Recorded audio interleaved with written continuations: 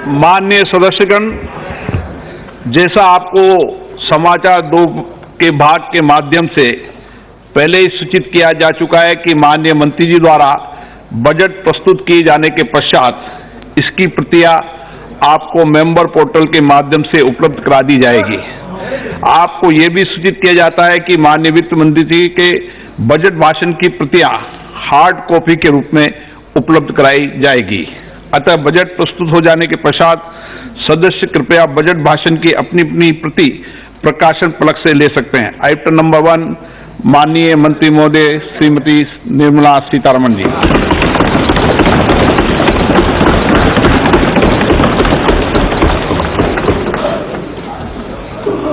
मंत्री जी आज digital budget पढ़ रही हैं।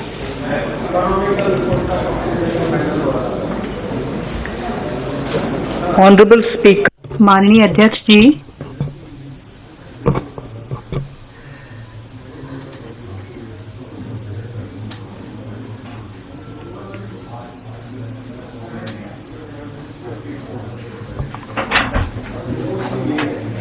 माननीय अध्यक्ष जी,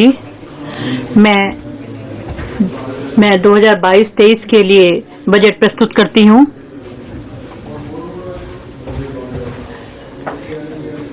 शुरू में ही मैं थोड़ा समय लेना चाहती हूँ जिनको महामारी की वजह से मैं उनके लिए संवेदना व्यक्त करती हूँ, जिनको नुकसान झेलना पड़ा है और अर्थव्यवस्था की वसूली परिलक्षित होती है। हमारी अर्थव्यवस्था जो है वो मजबूती से उभरी है। चालू वित्त वर्ष में 9.2% की दर से जो सभी अर्थव्यवस्थाएं हैं उसमें हमारी अर्थव्यवस्था भी एक का भी महत्वपूर्ण स्थान है। मैं मानती हूं कि ओमिक्रॉन की का हमने दंश झेल रहे हैं और इसके आगे जिस गति से और वैक्सीनेशन अभियान चलाया जा रहा है उससे काफी लाभ मिला है और इससे जो पिछले 2 वर्षों में काफी अधिक जो है सुधार हुआ है और हम इस चुनौती का सामना करने के लिए मजबूत स्थिति में हैं। मुझे पूरा विश्वास है कि सबके प्रयास से हम मजबूती से अपनी विकास यात्रा को जारी रखेंगे। माननीय अध्यक्ष जी, हम आजादी का अमृत महोत्सव मना रहे हैं और अमृत काल में प्रवेश कर चुके हैं। 25 वर्ष की लंबी यात्रा के बाद हम भारत 100 पर पहुंचेंगे। माननीय प्रधानमंत्री जी ने स्वतंत्रता दिवस के अपने भाषण में भारत 100 के दृष्टिकोण को निर्धारित किया है और अब हमारी सरकार का उद्देश्य अमृतकाल में निर्धारित लक्ष्य को प्राप्त करके उस दृष्टिकोण को पूरा करना है। अमृतकाल में निर्धारित लक्ष्य इस प्रकार हैं: सूक्ष्म आर्थिक स्तर, समग्र कल्याण पर जोर देते हुए व्यापक आर्थिक विकास में सहायता करना है, डिजिटल अर्थव्यवस्था, फिनेटेक, प्रौद्योगिकी समर्थित विकास, ऊर्जा परिवर्तन तथा जलवायु कार्य योजना को बढ़ावा देना है, सार्वजनिक पूंजी निवेश की सहायता से निजी निवेश आरंभ करने के प्रभावी चक्र से लोगों को निजी निवेश से सहायता उपलब्ध कराना है। वर्ष 2014 से हमारी सरकार नागरिकों, विशेष रूप से गरीबी तथा हाशिए पर रह रहे लोगों को सशक्त बनाने पर जोर देती रही है।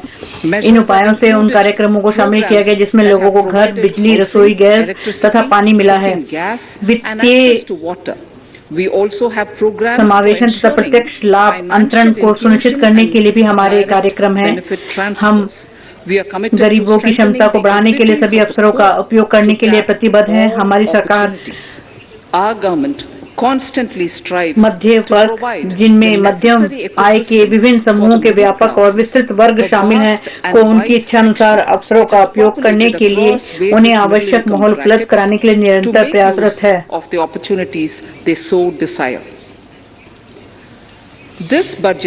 इस बजट में भारत 75 से भारत 100 तक के अमृत काल में अगले 25 वर्ष में अर्थव्यवस्था को दिशा देने के लिए बुनियाद तैयार करने और उनकी रूपरेखा प्रस्तुत करने का प्रस्ताव किया है। इसमें 2021-22 के बजट में तैयार किए गए दृष्टिकोण को जारी रखा जाएगा। इसके मूलभूत सिद्धांत में वित्तीय विवरण, राजकोषीय स्थिति की पारदर्शिता शामिल है। इसमें सरकार के इरादे, ताकत और चुनौतियों को दर्शाया गया है। यह हमारा मार्गदर्शन करता रहेगा। गत वर्ष के बजट में की गई पहल में काफी प्रगति हुई है और उनके लिए इस वर्ष के बजट में भी पर्याप्त आवंटन किए गए हैं। The strengthening of health infrastructure, स्वास्थ्य संबंधी बुनियादी सुविधाओं को सुदृढ़ बनाना, टीकाकरण कार्यक्रम को तेजी से आगे बढ़ाना, महामारी की मौजूदा लहर के प्रति राष्ट्रव्यापी प्रतिरोधक क्षमता स्पष्ट रूप से दिख रही है। आत्मनिर्भर भारत के दृष्टिकोण को प्राप्त करने के लिए 14 क्षेत्रों में उत्पादकता संबंध प्रोत्साहन को उत्साहवर्धक प्रतिक्रिया प्राप्त हुई है। इसमें 60 लाख नई नौकरी सृजित करने और अगले 5 वर्ष के दौरान with potential to create 60 lakh new jobs and an 30 additional lakh production अतिरिक्त नौकरी सृजित करने की क्षमता है। during next 5 years towards implementation of the new public सार्वजनिक क्षेत्र के उद्यम संबंधी नई नीति लागू करने के संबंध में एयर इंडिया के रणनीतिक स्वामित्व हस्तांतरण का कार्य पूरा हो गया है। नीलांचल इस्पात निगम लिमिटेड के राजनीतिक साझेदार का चयन कर लिया गया है और LIC के सार्वजनिक निर्गम के जल्द ही आने की संभावना है। 2022-23 में अन्य के संबंध में भी प्रक्रिया आरंभ की जाएगी।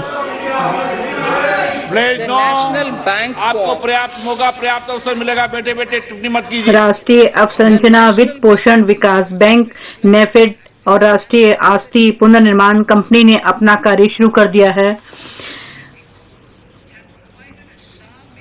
माननीय अध्यक्ष जी, बजट 2021-22 में सार्वजनिक निवेश या पूंजीगत व्यय के प्रावधान में बहुत अधिक वृद्धि की व्यवस्था की गई थी। पूरे वर्ष के दौरान माननीय प्रधानमंत्री जी ने इसके क्रियान्वयन का मार्गदर्शन किया है। इससे हमारे आर्थिक उत्थान को अत्यधिक लाभ मिलता रहा है।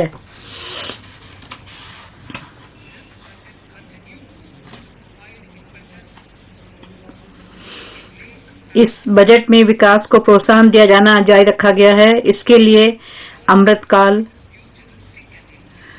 जो भविष्य के अनुरूप और समावेशी है,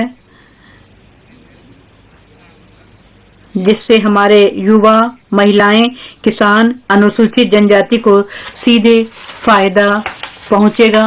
और दूसरा, आधुनिक इंफ्रास्ट्रक्चर जो 100 सालों के भारत के लिए होगा और इससे बड़े सार्वजनिक निवेश समानांतर व्यवस्था की गई है और इसे पीएम गति शक्ति द्वारा निर्देशित किया जाएगा। इसे बहुविध दृष्टिकोण के साथ समन्वय से फायदा होगा।